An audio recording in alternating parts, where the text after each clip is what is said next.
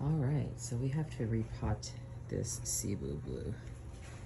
She's gotten to be about 6 feet long. And as you guys can tell, we're starting to get a lot of yellowing leaves. So I'm thinking we're having some root issues. You can tell there's like a large gap.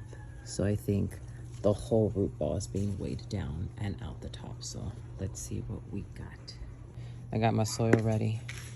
My cocoa, my pumice, my bark, and there's worm castings in there to make it easier. We might have to divide her if she's too crammed, and I can get 2 separate plants, which should be great for her.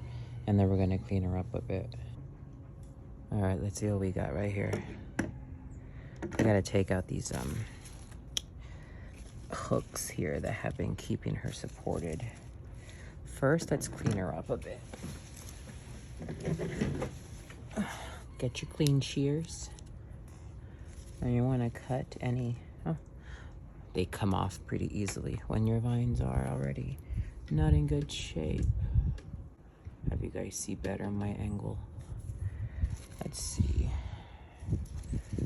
I pruned her earlier during the summer, but I think definitely she's getting crowded in here and she's getting too big. So we're gonna have to separate her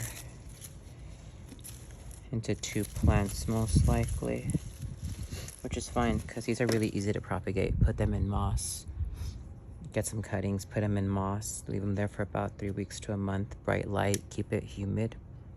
You'll get new cuttings really well. Let's see, we'll start over here. It's kind of hard because the vines are there's so many, but she's looking very lush.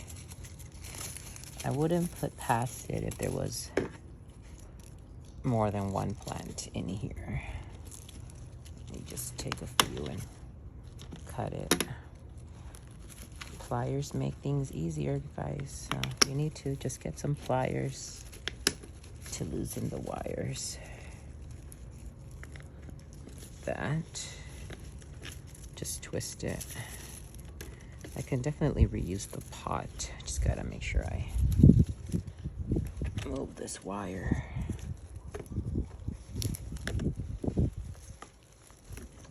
And watch out for spiders, because there's gonna be spiders.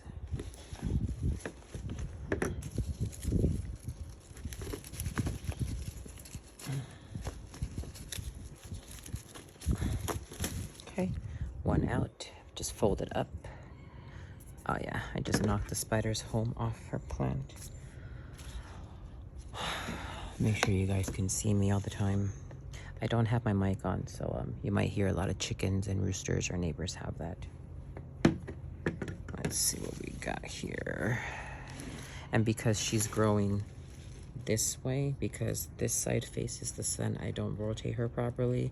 She's really heavy this way, so I have to like keep everything kind of drooping over, because when I got her, she was maybe 1/3 the size. She's about 6 feet long.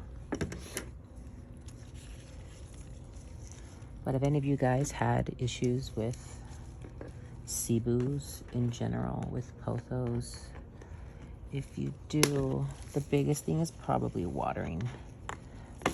They tend to be fairly easy to care for, and that's by design. They're aeroids, so they have thicker roots. They don't really need a lot of heavy, thick soil.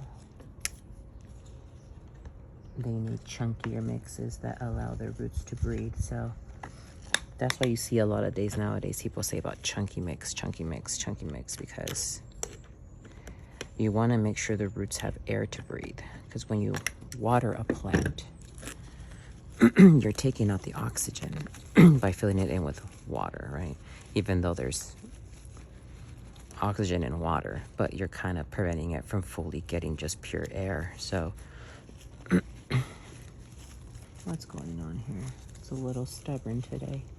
Oh, I see. You want to make sure your mix stays moist, but also dries out properly. There we go. Let's get one more of these out. I might put her into a ground pot. I'll see. Our nursery does this to the pots. They just throw in some wire, which is really efficient.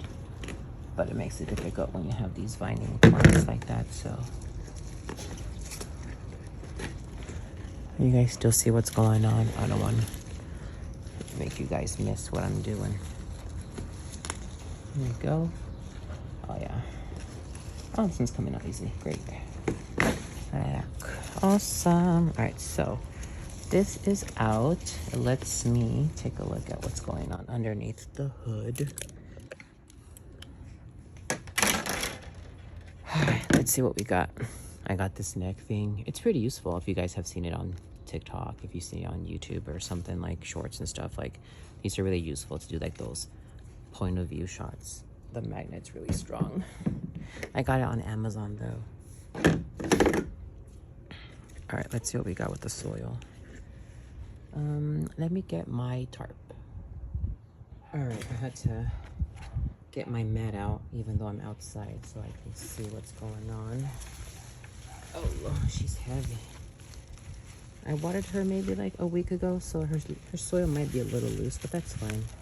And she's still got some moisture, so we'll see what we're working with here. Yeah, oh yeah, let's see. Oh my goodness. Pot is in good shape, but baby is a root abound. We're gonna have to cut some of these roots off when we repot her because that's why she's been struggling. Yeah, she's pretty bad. This is not gonna be easy. I'm gonna have to wet her roots a bit so we can loosen them up. That's probably why she's been struggling. All right, so I got a bucket of water. I'm just gonna see if I can dunk her in to kind of loosen her roots a bit. And that might not work at all though, but we'll see. It's an issue when she's just really long. Just enough to loosen her roots. Just a quick dunk. All right. This is fun. Yeah, that's better. You know, see? Roots loosen up. She's still actively growing. You see how the roots are very light at the tips? She's still actively growing, but she's got absolutely no more room for anything. So we're gonna have to break this up a bit too.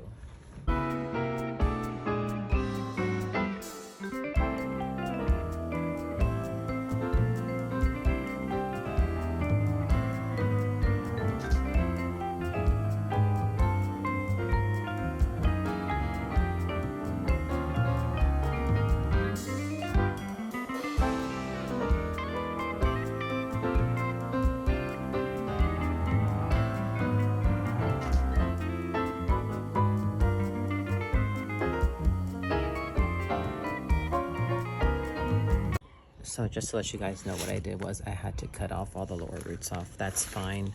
She's got such an extensive root system that she's not gonna miss these. And actually the plant will be happier for it because these new roots can now reach down because I'm gonna put fresh soil just below her. So I'm debating if I'm gonna try and separate her or if I'm gonna just keep her like this.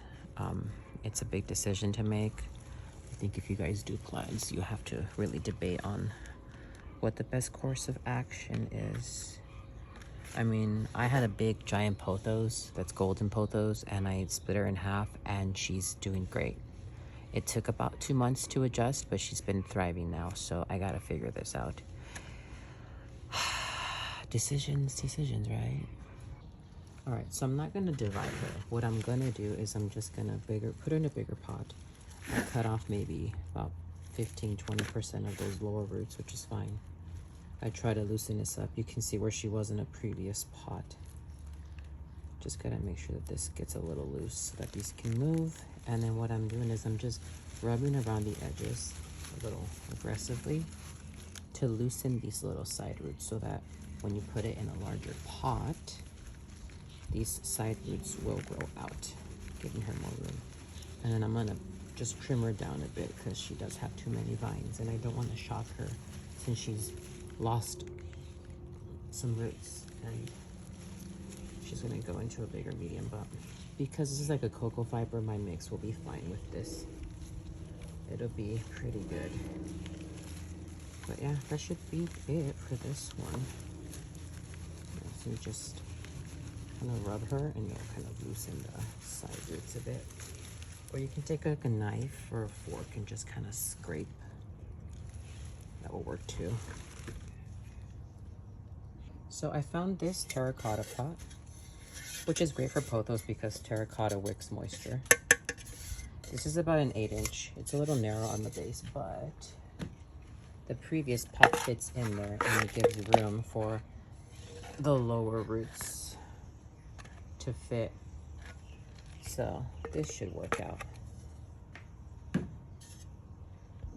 All right, so we're gonna do maybe 2 or 3 inches of soil at the base. I'm not worried about capping the bottom like a lot of people do because I'm gonna have her in a planter, in a catcher, I mean, so no fret. I'm just putting a rock at the base to semi-plug the drain hole, but there's still room for water to drain through. It's to prevent the bulk of the soil from disappearing when you water over time. But she's going to be in a catcher, so I'm not too worried about it.